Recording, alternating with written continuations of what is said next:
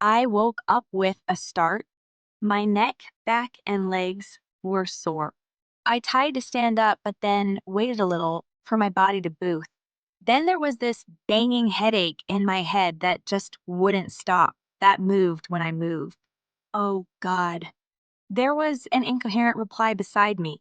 I jumped, startled, only to see that it was Wesley. His shirt was opened, exposing an immaculate hairless chest.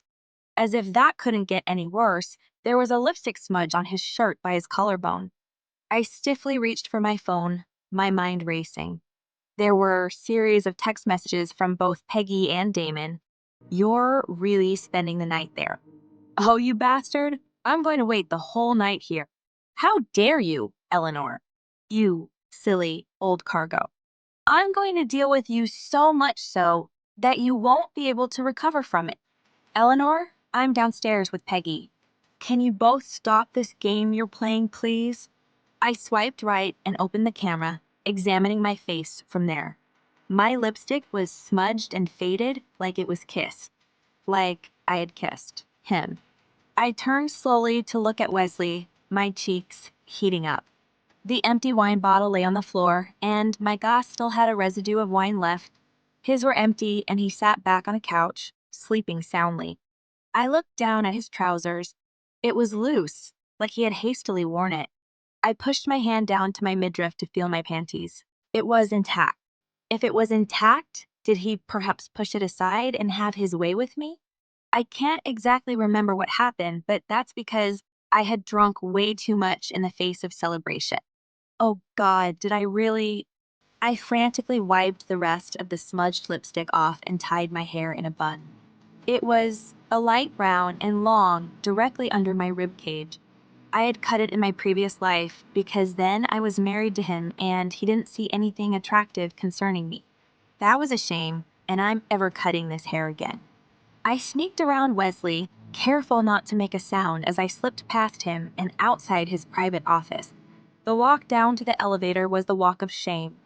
I held my head high and walked right past the busy reception so they won't question me about the room I was in. I got home in less than an hour. Sally was unexpectedly waiting for me at the door, tapping her foot aimlessly. When I walked in, she moved aside to let me pass. This is progress, I thought to myself, heading straight to my room. What I didn't expect was for Sally to grab a handful of hair and draw me back. I yelped in pain, instinctively holding my hair right above where she gripped it. She pushed me away and I fell to the floor. My hand bruised when he scraped along with no pressure to hold me down. Peggy told me what you did. How dare you, Eleanor? How dare you do that to your sister? Oh, now she's my sister. I had completely forgotten about Peggy the moment I put down my phone. My whole focus was on Wesley and our night together. If he had touched me or I was just being paranoid. Aren't you going to say anything? Just because my husband is dead doesn't mean I can't punish you as before. I squeezed my mouth shut.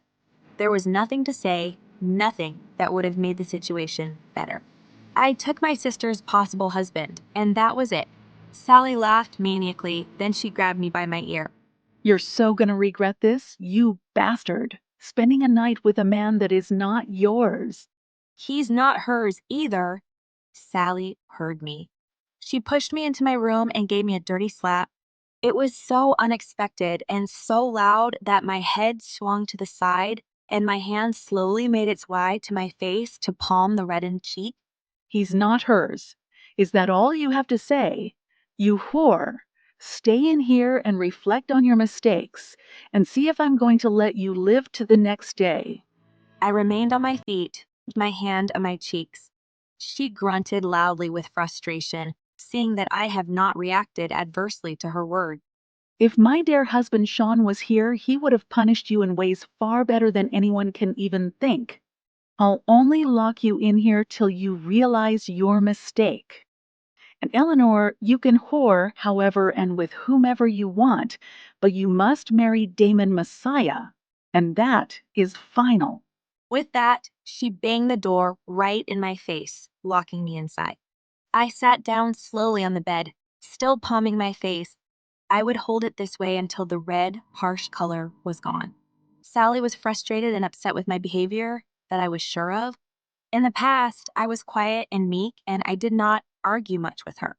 The little times I did, they locked me in my room for days on end. My room had become both my prison and my solitude, giving me peace and nightmares at the same time. She was right about her late husband. He punished me in far better ways, starving me for days until I was sure to never repeat that same mistake. The mistakes were minor: breaking a cup, not washing a dish. They punished me for anything minor. Now that I did something big and maddening, Sally was frustrated that she didn't have a better punishment for me. I set my bag aside and reached for my phone, a new idea in my head. I'm sure they would have published news of the both of us by now. I searched an internet for news about Wesley and a daughter from the Len family going to a hotel together, but there was nothing. There was absolutely nothing. That's not possible. There should have been something. I made sure of that. It's not possible, I thought again. I paid a reporter. He was supposed to have come and be there to carry the news. It should be bursting the internet apart right now, spreading news of the Lenz family's first daughter and the Chalamet family's second son. It would have been a toggle, a real war. Unless Wesley had taken the news down. Was that possible? With his influence, it certainly was. He was wealthy enough to remove a small piece of information from the media, or rather, a large one. The Chalamet's family was highly influential and deeply rooted in the country. I'm not entirely sure of Wesley's siblings, or if he even had one, but his reputation preceded him far and wide as a wild playboy who hurt women's feelings for a living. I was about to browse more when my door opened again. There was no time to hide the phone. Sally appeared right back and snatched it off my hand, accompanied by her two hefty guards. You won't be needing this either, She said as she waved the phone in my face. I wanted to protest, to beg, but knowing Sally, she would use that against me and hold it on for much longer than she originally intended. So I kept quiet and watched her leave, then locked the door right after her. Gosh, I'm doomed. I stood up and went to my window. I needed to speak with Wesley. I was already regretting leaving that early. With me gone, he might wake up and trash our earlier plans since I said nothing after it. Besides, why did I have to run away like that? It's not like he would actually touch me, right? But what if I had surrendered myself to him instead? Eleanor, stop thinking of his sexual expertise. I said to myself. I bounced to the window and looked down at the school children passing by. It's not like I've seen his body fully naked, so why would my imagination keep going there? I definitely didn't want to sleep with him. I promise. I just wanted to exact my revenge plans, and that was it. A phone rang nearby. My ears perked and my eyes followed the sound. It was one of the school children passing by. She held the phone in the air, looked at the screen, and then rolled her eyes. A wild idea suddenly came to me. I instinctively brought my head out the window and waved my hand frantically.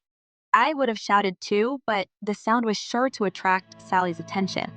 However, the kids couldn't see me waving, so I had to shout in a hushed tone too. Hey, hey! It took 3 more tries, but eventually one of them looked at me. I pointed to the one with the phone, still waving my hand before the girl who turned understood what I was saying. She nudged the phone girl, and the other turned to look at me. Your phone, I said in a hushed phone. Lend it to me for a few minutes. What? Shh, I said, placing a finger on my lip. Then I beckoned her closer, in which the other students joined her in edging closer to me. They probably found it intriguing that an adult was by the window, hushing them and asking them to come closer. What do you want? The girl asked harshly when she came closer. She was no more than 15 at least, and she didn't even have respect. Anyways, her respect won't get me out of this situation, and I needed her help. I could endure a few insults for this. Can you lend me your phone? I'll give you $1 for them. $1? Okay, but only for a few minutes. Thanking my stars that she actually agreed and gave me the phone, I snatched it off her hand and immediately went to speed dial. At the same time, I went back into my bedroom and searched for $1 in my bag. Then I passed it to the girl while she waited and chatted with her friends. God, please let this be the right number, I thought as I hastily dialed the number. I'd only seen it once, when he gave me that card.